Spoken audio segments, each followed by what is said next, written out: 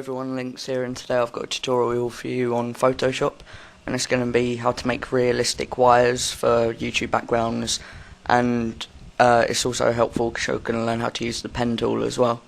First thing you're going to need to do is get a carbon mesh. You can use any paint, like really it can be a colour, but I'm going to use a carbon mesh. So you're going to hit Control O in Photoshop, and then we're just going to find a nice carbon mesh. You can get one off the internet, go to like Google Images or download a GFX pack, and they've usually got them on there. I've got this one, it's got a mesh, there we go. Right, try and find a nice carbon. That one I'll do.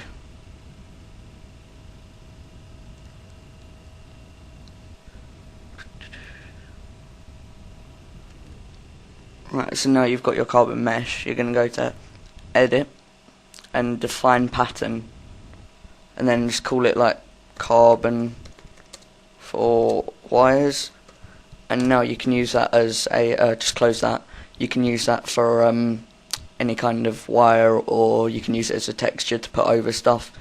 Right, now I'm going to do an example on a YouTube background just to show you how it would look, and the best way, like the best shape and size and stuff. So open up a YouTube background on like a PSD file, or you can just do this on anything really. I'm just using this for an example. This one I'll do.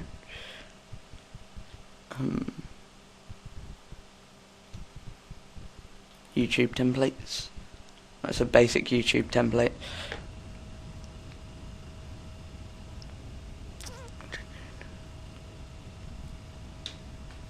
God, my Photoshop is slow.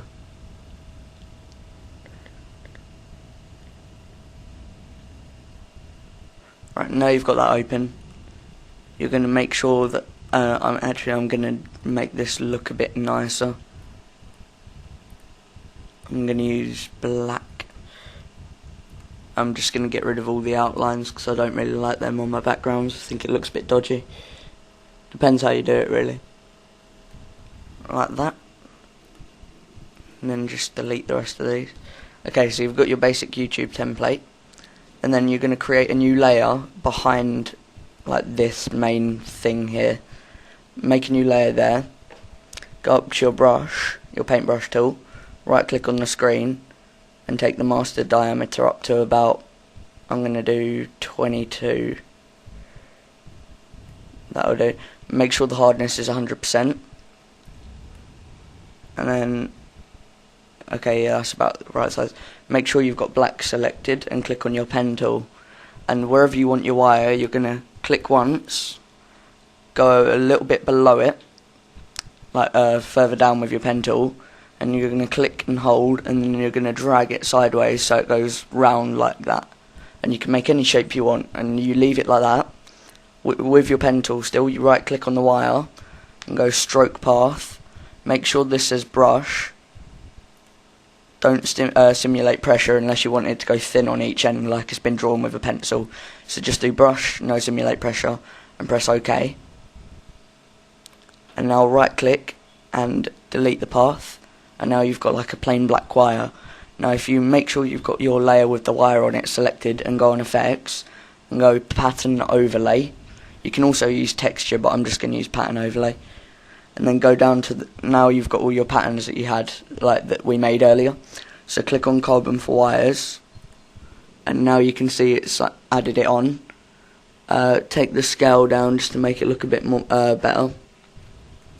You can turn the opacity down, but I'd leave it on 100 for this wire.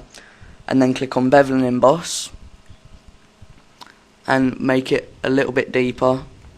Turn the size up a little bit. There we go. And that's your basic wire. Also, to make it look like it's standing off the page, if you add a drop shadow and make the opacity 100, put the distance up a tiny little bit so you can just see it there, and then put the size up a little bit so it just looks more realistic. If you put the size all the way down, it looks really fake. It looks like it's been like edited, really. So if you put it up to about 24 pixels, that looks about right there. You can also put a glow on it outer glow. That usually looks really good if you've got a black background. And I make it green. Turn the opacity up, turn the size up, turn the range all the way up. And this usually only works if you have a coloured background. So I'm just going to change my background colour to black so you can see it. Colour overlay. That looks terrible. Black. There we go.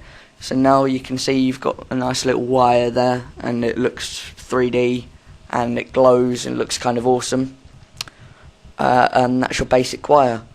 Thanks for watching this tutorial, and I hope it's been very helpful to you and you'll use it in some of your backgrounds. Please feel free to comment on how more different tutorials you want me to do for you guys. I know there's a lot of things to do, so I'll do as many as I can. Now it's the holiday, I've got like a week off, so I'll be uploading a lot more. And thanks for watching, guys, and I hope you enjoyed it.